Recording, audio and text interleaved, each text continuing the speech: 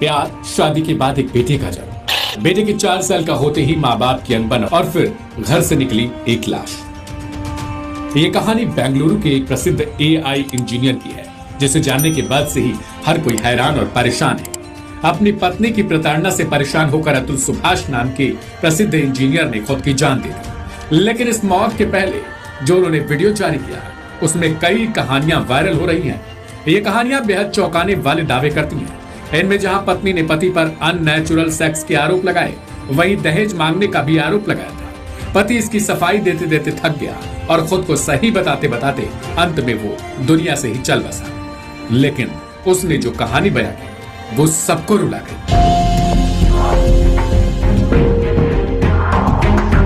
कहानी की शुरुआत होती है यूपी के जौनपुर की निकिता सिंघानिया नाम की एक लड़की से, जिसकी मुलाकात मैट्रिमोनियल साइट के सहारे बिहार के अतुल सुभाष नाम के युवक से हुई। दोनों ने शादी की और महज कुछ ही सालों में दोनों को एक बेटा।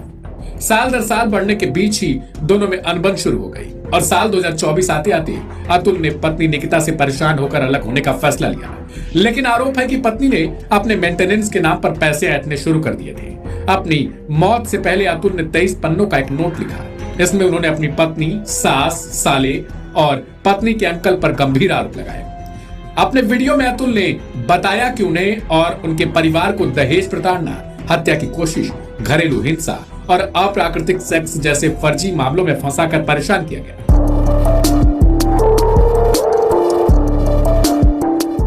पत्नी को अतुल हर महीने 40,000 रुपए मेंटेनेंस के नाम पर देते थे और अपने बच्चे के भरण पोषण के लिए देते थे। कहा जा रहा है कि पत्नी और पैसे की मांग कर रही थी, ना देने पर फंसाने की धमकी दे रही थी। अतुल चाहता था कि उसका बेटा उसके पास रहे, लेकिन वो मजबूर था। जौनपुर के एक स्थानीय अदालत में यह मामला चल रहा था। अतुल ने अपने वीडियो में बताया कि सुलह के नाम पर 2 से 3 करोड़ रुपए की रकम मांगी गई। पहले यह रकम 1 करोड़ थी, लेकिन बाद में बढ़ा दी गई। और तो और रीता कौशिक नाम की जज ने सेटलमेंट के लिए 5 लाख रुपए मांगे। अतुल ने ऐसा आरोप लगाया। अतुल ने कहा कि उसके पास प्रूफ है और वो इतने पैसे कहां से देगा। जवाब जज की तरफ से मिला कि फिर कोर्ट के चक्कर काटो और पूरा परिवार काटेगा। इसका एक मैसेज भी वायरल हो रहा है। अतुल परेशान होकर अपनी जान देने का फैसला लेते हैं तो सास और पत्नी पर आरोप है कि वो हर रोज अतुल से ताने मारकर पूछते थे कि आखिर कब मर रहे हो, मर जाओगे तो पूरी संपत्ति पत्नी की होगी और फिर पूरा परिवार कोर्ट के चक्कर काटेगा।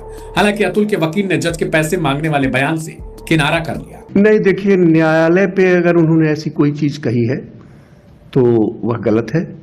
न्यायालय में बहुत से मामले आते हैं और न्यायालयों में, हमारे जौनपुर जिले में न्यायालय हमारी ओवरबर्डन है, बहुत काम है।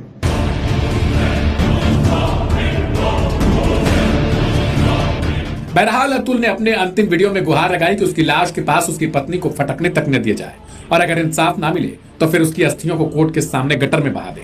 अतुल ने अपने अंतिम वीडियो में कहा कि उसके बेटे के लिए उन्होंने कुछ रखा है और बेटे से गुजारिश की कि वो उसे साल 2038 में ही खोलकर पढ़े।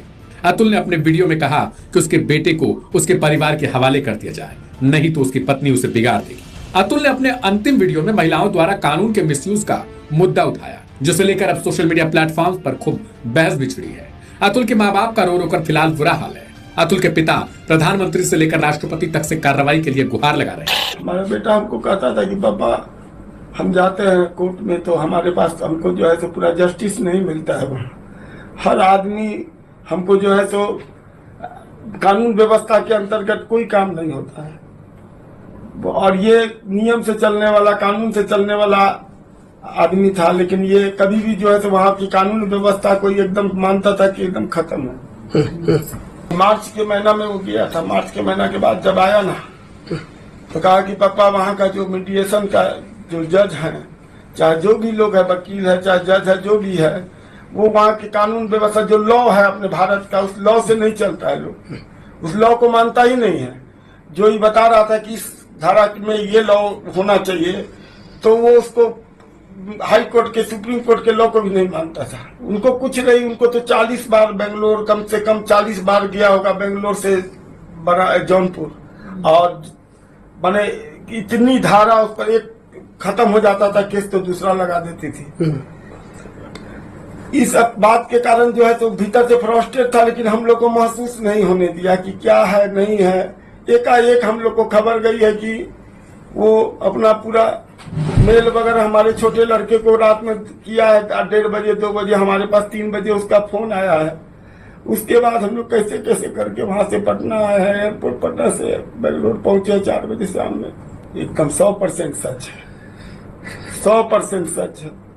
उसमें एक आध इल्जाम छूट गया हो तो भले। जैसे शहीद भगत सिंह ने एक देश को जगाया था, मेरा भाई भी कुछ ऐसा ही करना चाहता है कि लोगों को जगाना चाहता है कि कैसे परेशान किया जा रहा है, कैसे लोगों को शादी करके बर्बाद किया जा रहा है। या तो वो बर्बाद हो जा रहे हैं या अपने आप को ऐसे ही छोड़ के चले जा रहे हैं अपने लोगों को इस दुनिया से। इवन इन सुसाइडल नोट उसने अंतिम इच्छा ये लिखी है कि अगर मैं सिस्टम से और इन सब चीज़ों से जीत गया तो मेरी अस्थियाँ गंगा में बहाई जाए। अगर मैं इस सिस्टम से हार गया तो कोर्ट के बाहर जो गटर हो उसमें मेरी अस्थियाँ बहा दी जाए। मैं उनका चचेरा भाई हूँ और वो मेरे चाचा के लड़के थे। उनका घर यहीं पूसा रोड बहनी बाजार में है और यहीं से पढ़ के वो इंजीनियर बने और बेंगलोर में सर्विस कर रहे थे। जिस तरह से उन्होंने सुसाइड किया, सुसाइड नोट में जो है उन्होंने पूरे तरह आरोप लगाए हैं, क्या पहले आप लोगों को कुछ जानकारी थी इसमें? आरोप पता तो था ही कि उसको तंग किया जा रहा है उसके ससुराल की तरफ से। अच्छा। पीड़ित है ससुराल से, लेकिन ये नहीं पता था कि वो इतना पीड़ित है कि वो ऐसा कुछ कर लेगा। आप लोगों से बातचीत हुई थी? जिस दिन वो एक्सपायर किया उस दिन 10 बजे रात में अपने मम्मी और पापा से बात किया, अपने भाई से बात किया। अच्छा, इनके पिताजी पे केस था तो आप लोगों को जानकारी था केस के बारे में? ये फैमिली केस था तो केस लोग लड़ते हैं तो उसकी जानकारी क्यों रखेगा? लोग सब अपने अपने काम में अपने अपने लोग लगे हुए हैं, अपना केस वो देख रहे हैं। तो ऐसा केस तो मर्डर केस तो था नहीं, लोग उसकी जानकारी रखता। फैमिली में वो केस की हुई थी, दहेज प्रताड़ना का तो कर रहे थे, पता तो था कि केस की हुई है। क्या लगा, शादी कब हुई थी? 2019 में।